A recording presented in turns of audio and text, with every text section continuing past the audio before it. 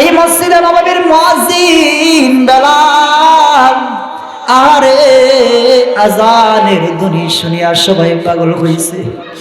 এত পাগল ছিল বেলালে, নবী এত মহাব্বত করছে বেলালকে। একদিন জিগায় মেরাজ থেকে আসিয়া নবীজি, ও বেলাল কি এমন আমল করো রে বেলাল, আমি জান্নাতে যাইয়া তোমার জুতার আওয়াজ শুনতে পাই? বলেন না সুবহানাল্লাহ।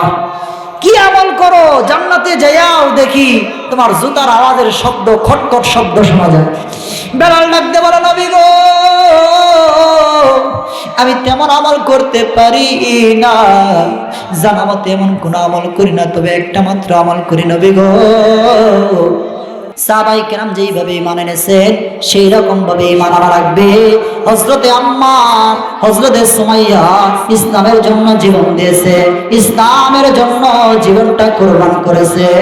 এ বাবাজিরা যেইভাবে তারা ইসলামের জন্য জীবন দিয়েছে, আমাদের মুসলমানও সেইভাবে ইসলামের জন্য জীবন দেওয়া লাগবে, সেইভাবে ইসলামের জন্য রক্ত দেওয়া লাগবে।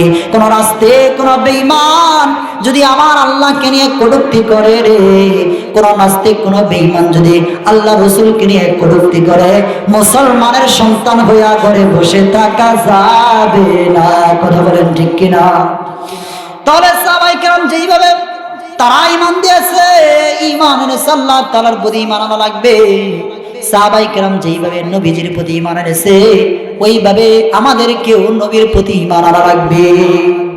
অসংখ্য সাহাবায়ে কেরামের উদাহরণ দেওয়া যাবে। একজন সাহাবী হযরতে বেলাল, বেলাল রাদিয়াল্লাহু তাআলা আনহু নবীজিকে কেমন ভালোবাসে, আল্লাহ তাআলার প্রতি কেমন ঈমান আনছে।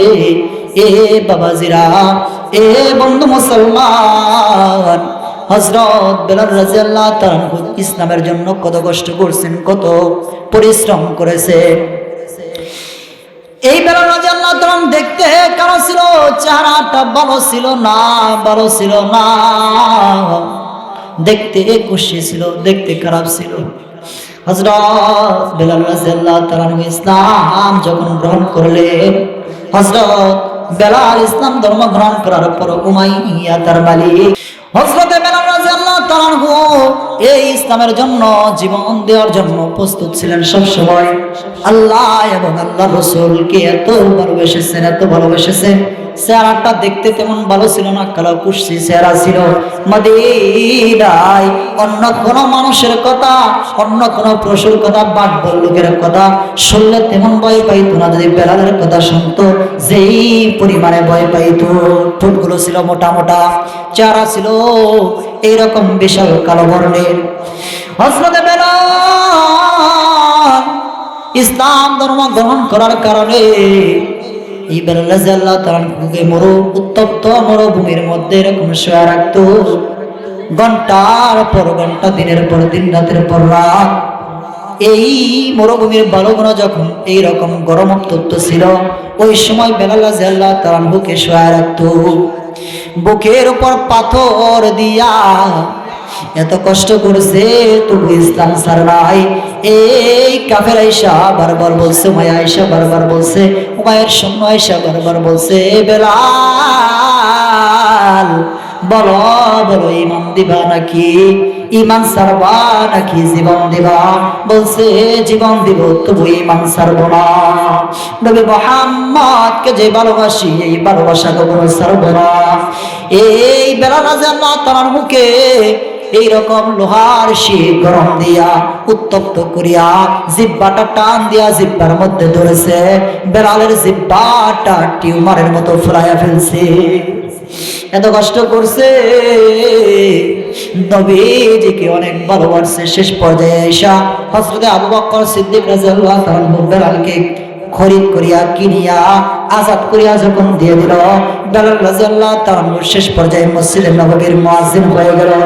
এই মসজিদে নববীর মুয়াজ্জিন বেলাল আরে আজানের ধ্বনি শুনিয়া সবাই পাগল হইছে। এত পাগল ছিল বেলালে, নবী এত মহাব্বত করছে। বেলালকে একদিন জায়গায় মেরাজ থেকে আসিয়া নবীজি, ও বেলাল কি এমন আমল করো রে বেলাল, আমি জান্নাতে যাইয়া তোমার জুতার আওয়াজ শুনতে পাই। বলেন না সুবহানাল্লাহ। কি আমল করো জান্নাতে যাইয়াও দেখি তোমার জুতার আওয়াজের শব্দ, খটখট শব্দ শোনা যায়। বেলাল ডাকতে বলে, নবী গো আমি তেমন আমল করতে পারি না, জানা মতে এমন কোন আমল করি না, তবে একটা মাত্র আমল করি নবী গো। যখনই আমার কোন সময় ওযু ছুটে যায় আমি সাথে সাথে ওযু করে ফেলি। ওযু করার পর আমি দেরি না কইরা 2 রাকাত নফল আদায় করি। এই আমলটা আমার জানা আছে, এই আমলটা আমি গুরুত্ব দিয়া করি। আল্লাহর নবীজি ডাক দিয়ে বলেন, বেলাল রে এই আমলের বদলতে আমার আল্লাহ তাআলা ওই জান্নাতে তোমার আওয়াজের শব্দ শোনা যায়। সুবহানাল্লাহ।